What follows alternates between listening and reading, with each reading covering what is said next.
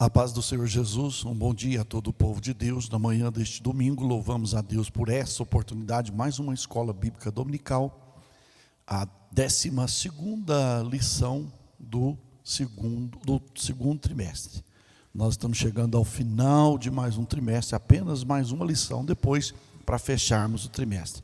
E nós vamos orar nesta noite, nessa manhã, agradecendo a Deus por essa oportunidade. Pai, em nome de Jesus Cristo, eu te agradeço, meu Deus, por essa oportunidade, por este momento que o Espírito Santo do Senhor nos concede de poder estar juntos para aprendermos mais a Tua Palavra.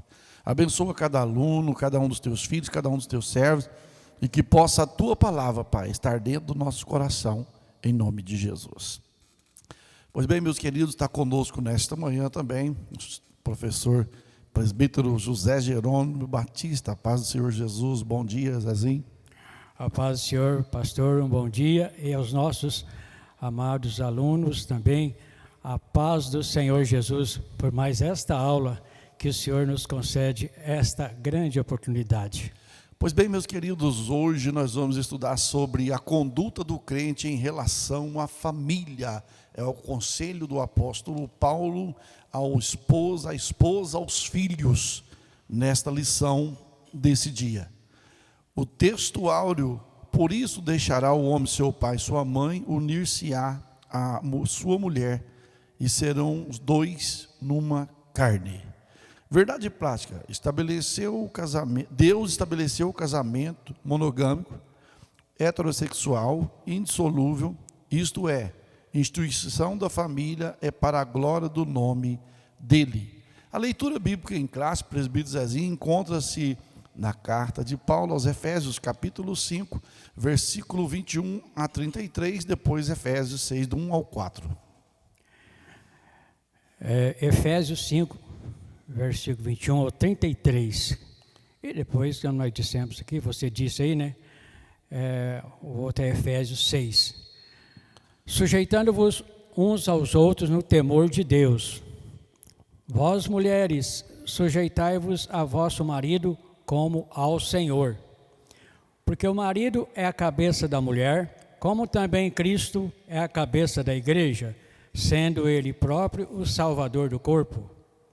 De sorte que, assim como a igreja está sujeita a Cristo, assim também as mulheres sejam em tudo sujeitas a seu marido. Vós, maridos, amai vossa mulher, como também Cristo amou a igreja, e a si mesmo se entregou por ela, para a santificar, purificando-a com a lavagem da água pela palavra, para apresentar a si mesmo igreja gloriosa, sem mácula, nem ruga, nem coisa semelhante, mas santa e irrepreensível. Assim devem os maridos amar a sua própria mulher como o seu próprio corpo. Quem ama a sua mulher, ama-se a si mesmo.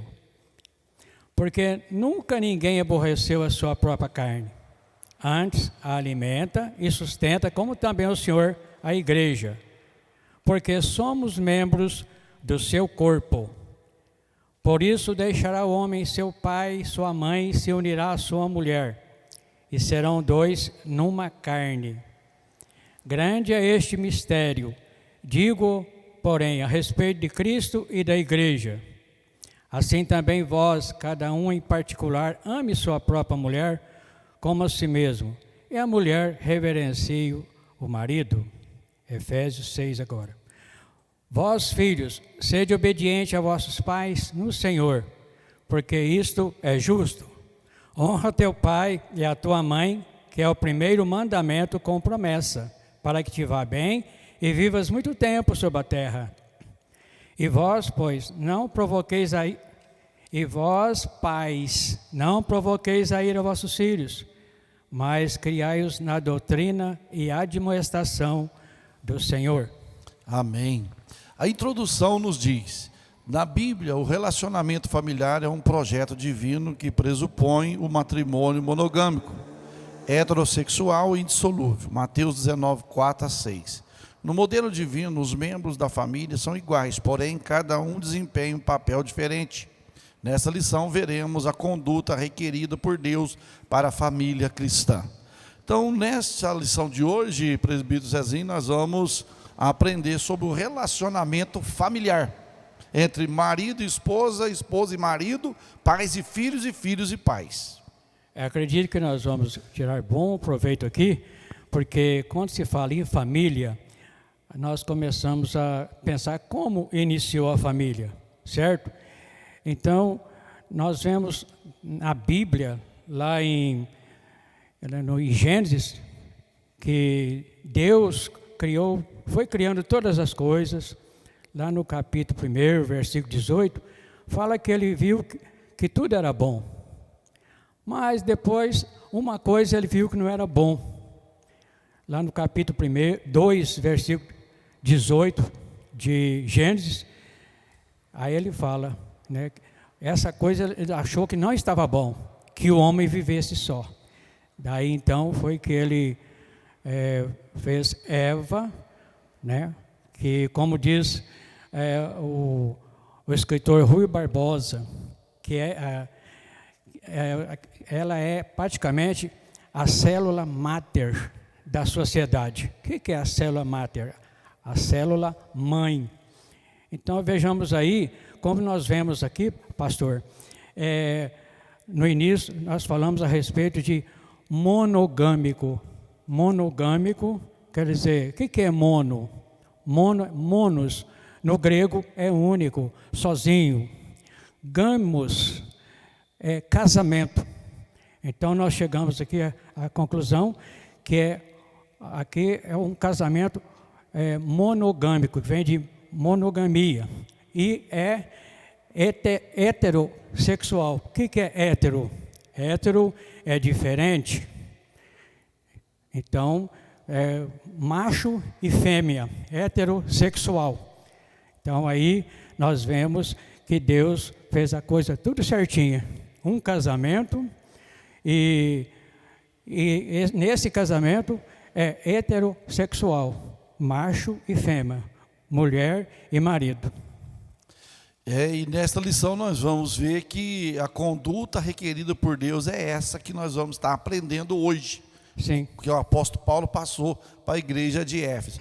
O primeiro tópico que nós vamos estudar é a conduta do crente como marido. Que Deus está falando com pessoas, né, pessoas cristã. Por isso nós temos que ver o marido cristão e a mulher cristã. Vamos ver então isso. No capítulo 5, Paulo enaltece o matrimônio e o eleva ao mais alto patamar ao comparar o marido a Cristo e a esposa à igreja. Neste tópico estudaremos a analogia referente ao marido. O papel do marido como líder da família. Na Bíblia, a ordem de autoridade é observada do seguinte modo: Deus é a cabeça de Cristo, Cristo é a cabeça do homem e o homem é a cabeça da mulher, conforme 1 Coríntios 11, versículo 3. A relação dentro do lar é explicada na frase: o marido é a cabeça da mulher, como também Cristo é a cabeça da igreja. Efésios 5, 23. Ela mostra o modelo de relacionamento do casamento cristão, isto é, o marido deve liderar a sua casa do mesmo modo como Cristo lidera a igreja, visando o seu absoluto bem-estar. Efésios 5, 29. Aqui é necessário ressaltar uma questão importante. O movimento feminista com viés ou tendência neomarxista considera esse modelo de família como um sistema opressor do homem contra a mulher. Ao contrário desse falacioso discurso, nas Escrituras o modelo cristão está fundado no amor e no respeito mútuo. João 13, 34 e 35.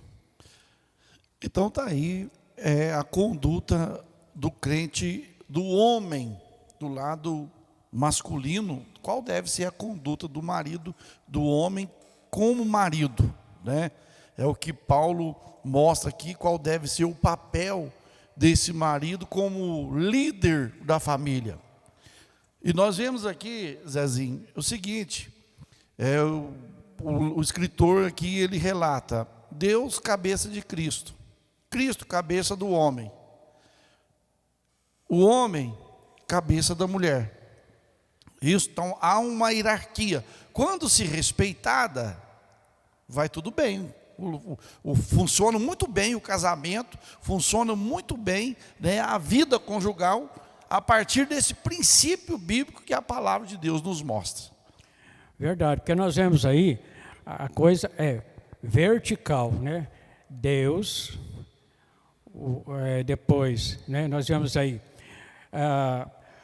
como você acabou de ler, né, é a cabeça de Cristo. Cristo é a cabeça do homem e o homem é a cabeça da mulher. Então nós vemos aqui, o homem tem a responsabilidade também, viu? Ele tem autoridade e também ele tem responsabilidade, certinho? Isso, ele tem que ter a sua responsabilidade como marido, ele é o sacerdote do lar. Então Sim. Toda a responsabilidade do lar, Deus incumbiu para quem? Para o homem, né? Então nós vemos aí o papel do marido como líder de uma casa, né, sendo ele crente, qual deve ser a sua conduta. Não uma conduta indiferente, sendo ele conhecedor da palavra, ele tem que tomar posição de acordo com o que a palavra de Deus nos mostra. O que eu achei muito importante aqui, pastor, é a ordem e autoridade observada do seguinte modo. Veja bem como que o apóstolo Paulo, é que a sublimidade, ele comparar, né, o homem como Cristo, né? Veja bem, é uma autoridade que o homem nem merece ouvir isso aí, viu? Mas assim como ele amou a igreja, assim como ele amou, deu a vida dele pela igreja, assim também o marido, da mesma forma, nós vamos ver aqui na frente, ele também tem que dar o que tem, né, para a esposa, o amor, o carinho. Tudo isso aí faz parte de um bom casamento, um bom relacionamento. E nós falamos também a respeito da responsabilidade que esse marido deve ter como pai, como o cabeça da mulher, né? Como está dizendo aqui. E outra, aí diz, nós vemos aqui, mostra que o modelo de relacionamento do casamento cristão, isto é, o marido deve liderar, né? Deve liderar a sua casa do mesmo modo que Cristo lidera a igreja, ou seja, visando o seu absoluto bem-estar. Então para o marido, ele deve promover o bem-estar da esposa e da família. Assim como Cristo faz para a igreja. Sim. Muito bem. O segundo tópico vai falar sobre o amor como elemento primordial. O marido, além de liderar, deve também amar a sua esposa, assim como Cristo amou a igreja. Efésios 5:25. Isso implica a prática de sacrifício, como diz a Escritura. Cristo amou a igreja e a si mesmo se entregou por ela. O amor de Cristo para com a igreja foi altruísta e incondicional. Romanos 5, versículo 8. Assim a igreja foi atraída para Cristo por meio do amor e não por ameaças ou imposição autoritária. João 15, verso 12 e 13. Desse modo, os maridos devem também manter a união e harmonia conjugal por meio do exercício do amor. Então está aí o amor como elemento primordial na vida do marido. O Senhor Deus, o que ele fala? Usa o apóstolo Paulo, ele faz uma recomendação. E vós, marido, amai vossa esposa, como Cristo amou a igreja. O amor de Cristo foi tão grande pela igreja que ele se sacrificou por ela.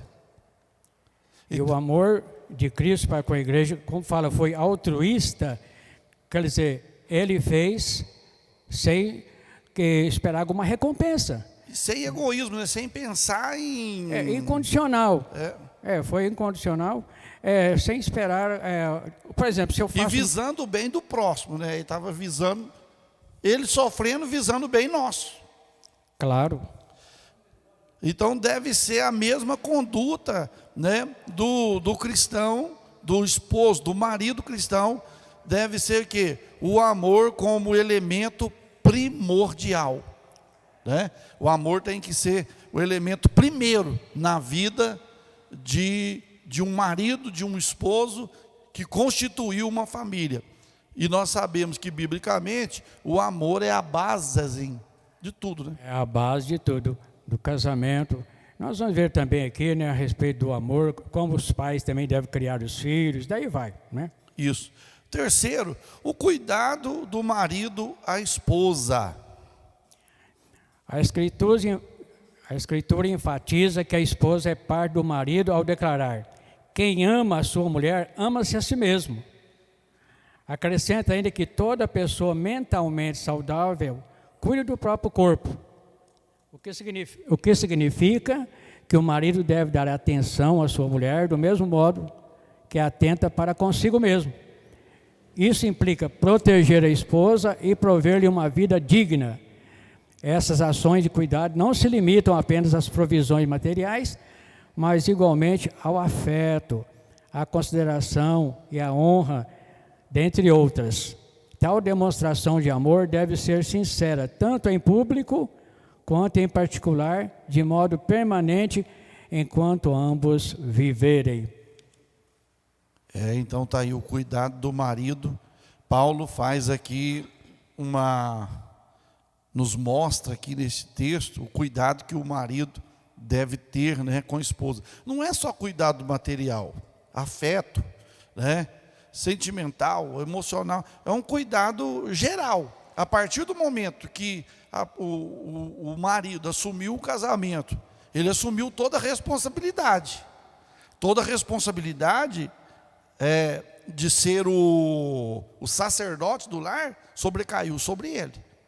Há pouco tempo também eu falava, né? Ele é como o para-raio do lar. Tudo vem sobre ele, ele tem que ter um jogo de cintura para controlar a situação, porque ele está dizendo aqui, ó, a pessoa mentalmente saudável cuida do próprio corpo. É claro, mentalmente saudável vai cuidar do próprio corpo. Assim como eu cuido do meu corpo, eu tenho que também cuidar da minha esposa, porque ela faz parte de mim, certo? Porque, como diz a Bíblia, ambos se tornaram uma carne, né? Uma só carne. Então, eu tenho que cuidar dela como eu cuido de mim. E isso implica proteger a esposa e prover-lhe uma vida digna. Tudo agora, isso aí. Aí você olhando esse texto bem explicado que você explicou, se o marido não cuida nem dele, como que ele vai cuidar da esposa? Exato, porque aqui é um modelo divino.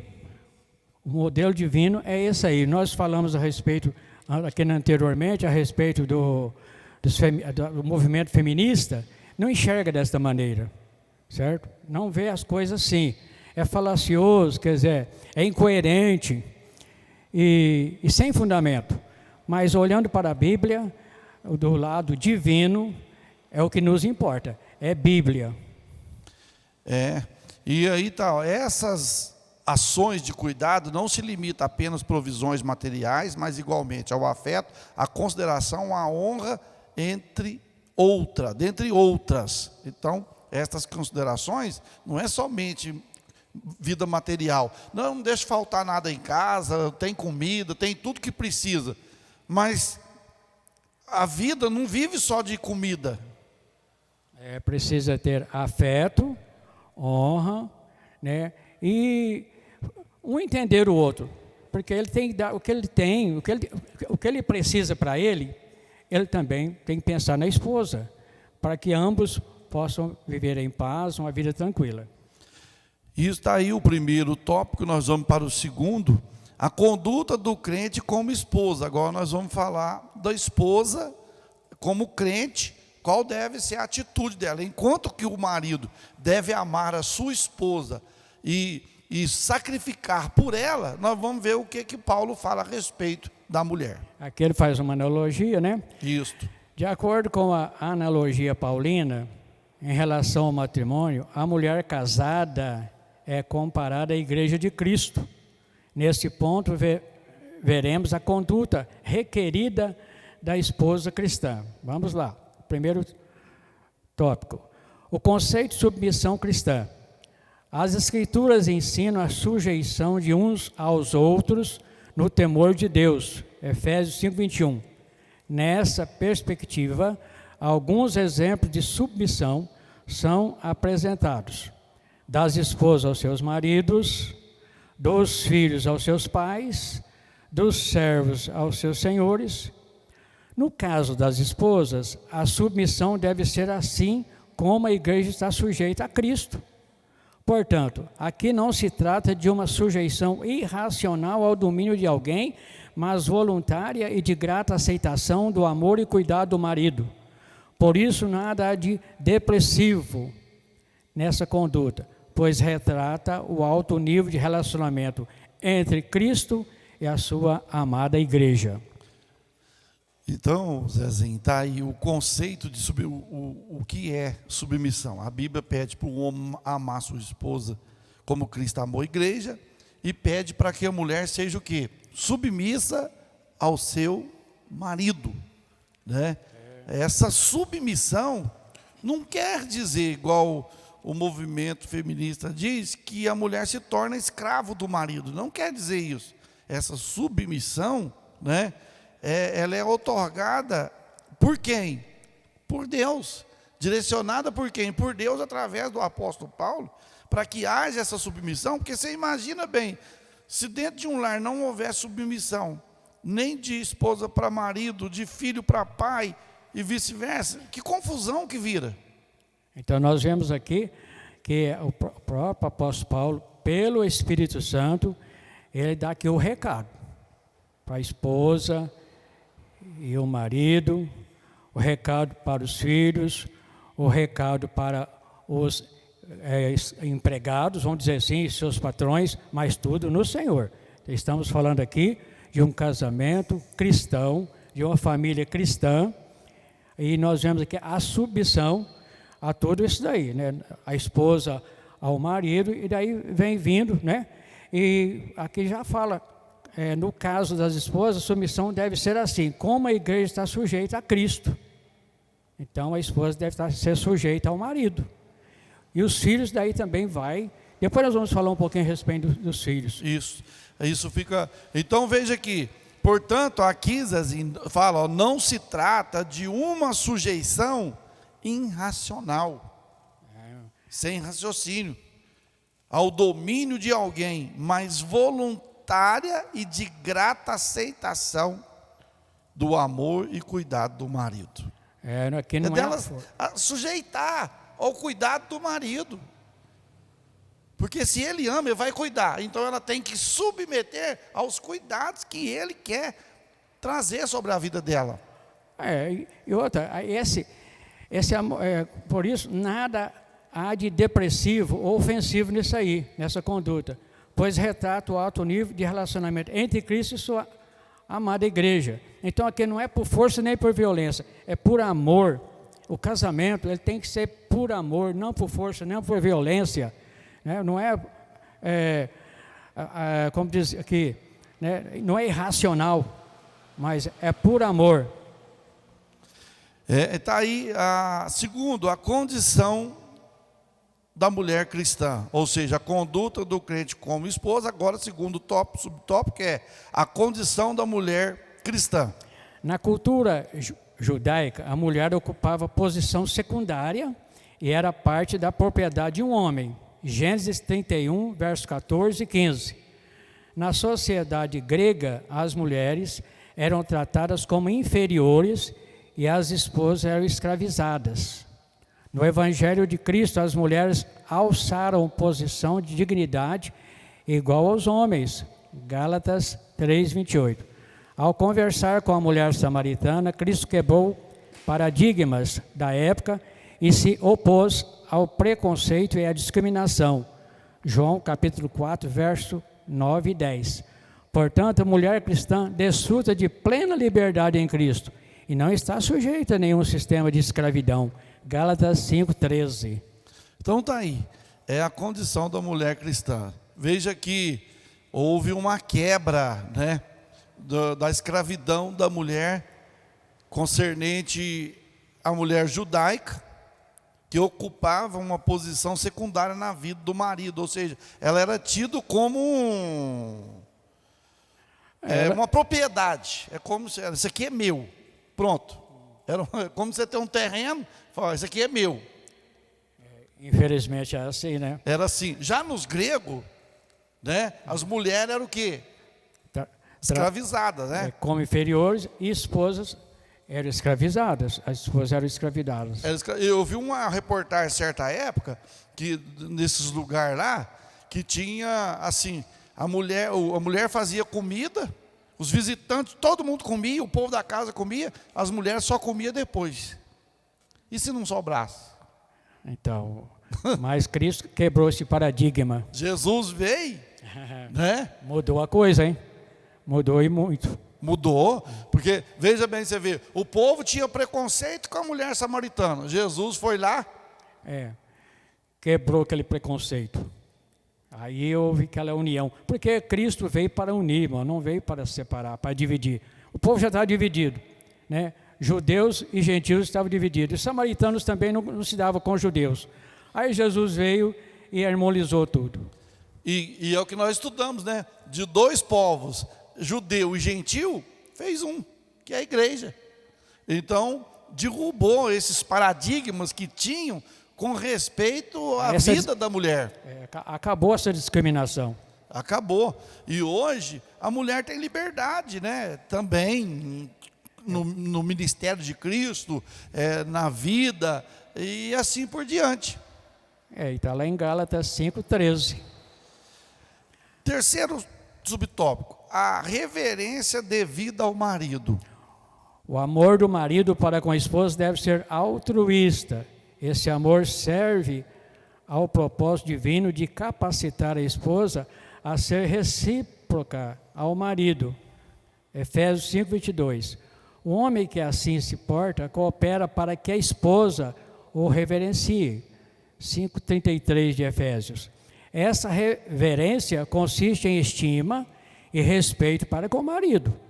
Denota o sentimento que conduz a esposa a agir de modo a agradar seu amado.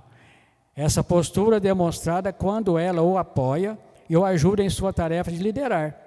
Significa que a esposa participa das decisões de família, porém não procede como opositora e nem desautoriza a autoridade de seu marido.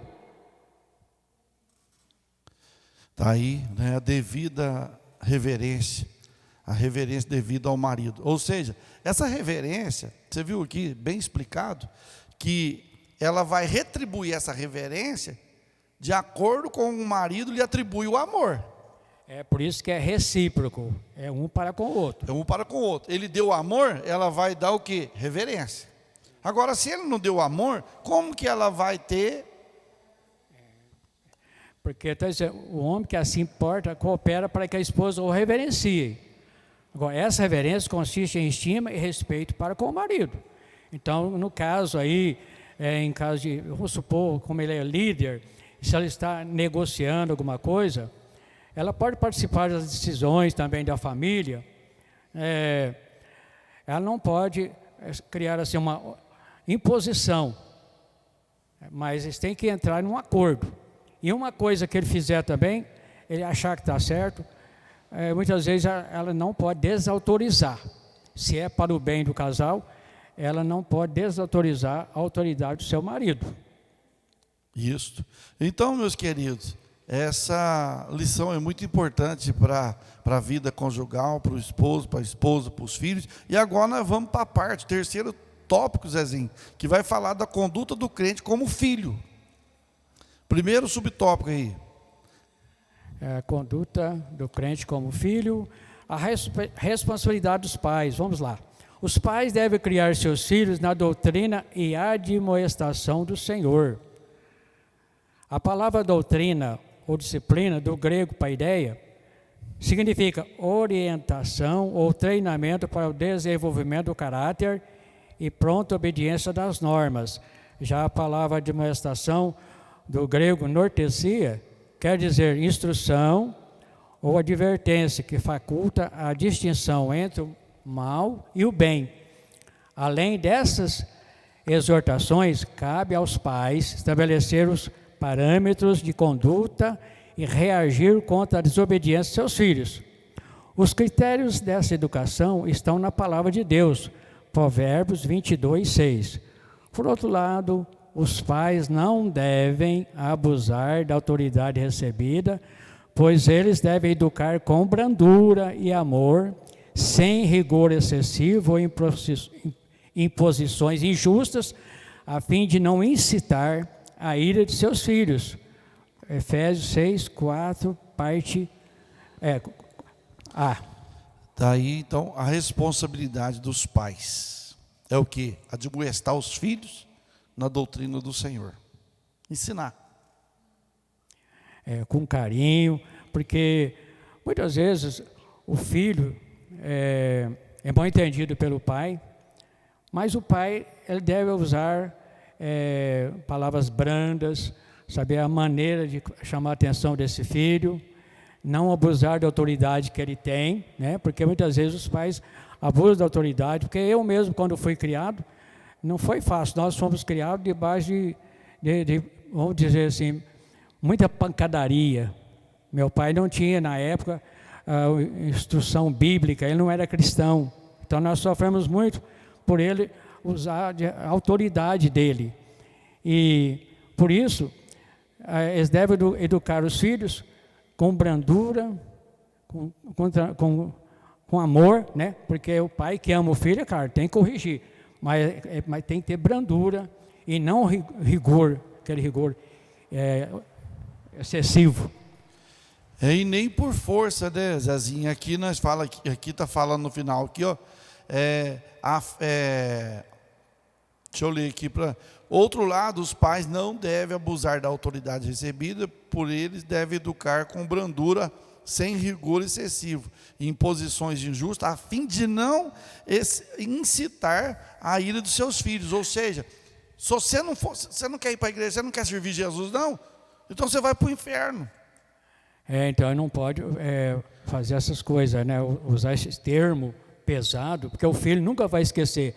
Porque o que os pais falaram para nós na época da infância, a gente não esquece. Até hoje eu não esqueci, pastor, das duras, vamos dizer assim, que meu pai passou para mim, para meus irmãos, principalmente. Então a gente não esquece. Não esquece não. Então tá aí, meus queridos, devemos tomar cuidado na maneira de corrigir, para não incitar a ira dos filhos, porque às vezes, conforme o jeito que a gente corrige, que a gente fala, ao invés de melhorar, vai piorar a situação. Então, sentar, aconselhar no que for necessário, no que for preciso, né, para que não venha incorrer em coisas piores. Sim.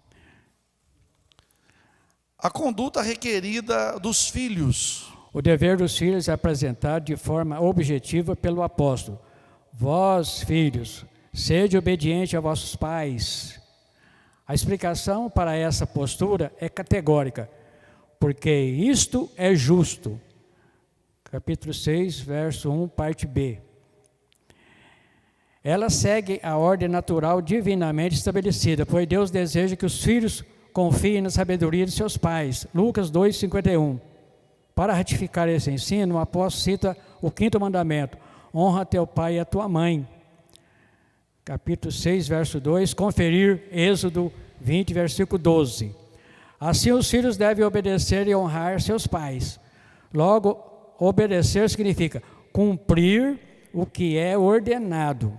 E honrar envolve amor, respeito e até mesmo sustento em caso de necessidade.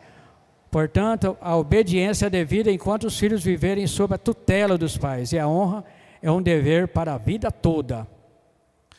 Então está aí, veja um mandamento para os filhos, a conduta requerida pelos filhos é que os filhos sejam o quê? Obedientes aos vossos pais. E nós estamos vivendo numa geração, meus queridos, que infelizmente, mas também é erro de criação.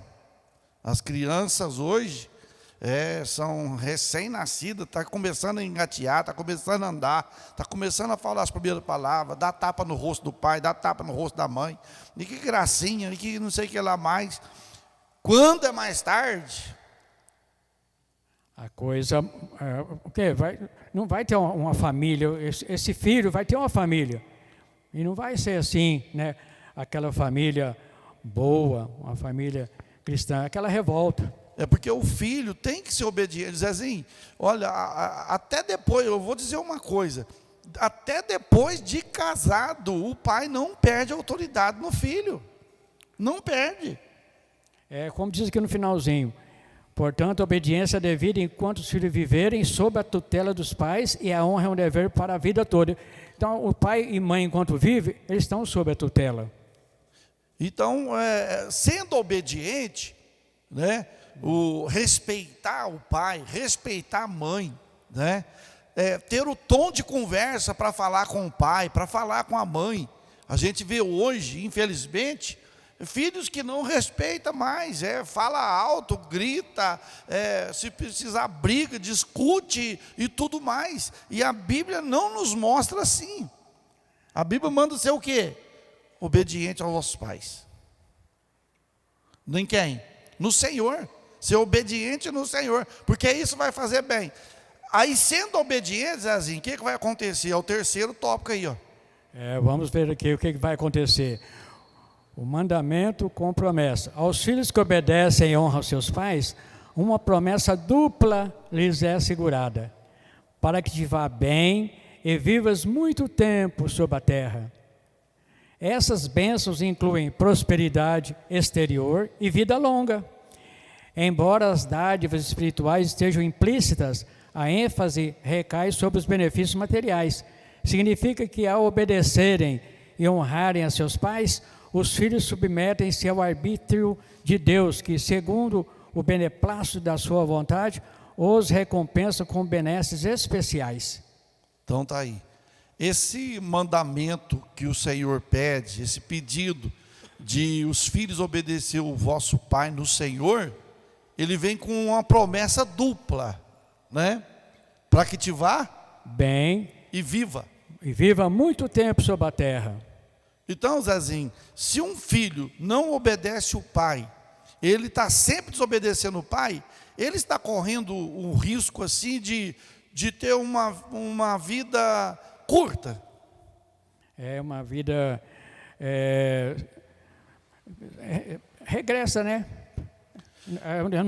Não vai ter aquela vida longa, a vida dele será curta. Aí a promessa de Deus sobre essa pessoa desobediente, esse filho vai perder a bênção, porque para que vivas bem sobre a face da terra e os dias também sejam prolongados. É o que eu digo, a pessoa obedece, é temente a Deus, obedece os pais, vida prolongada.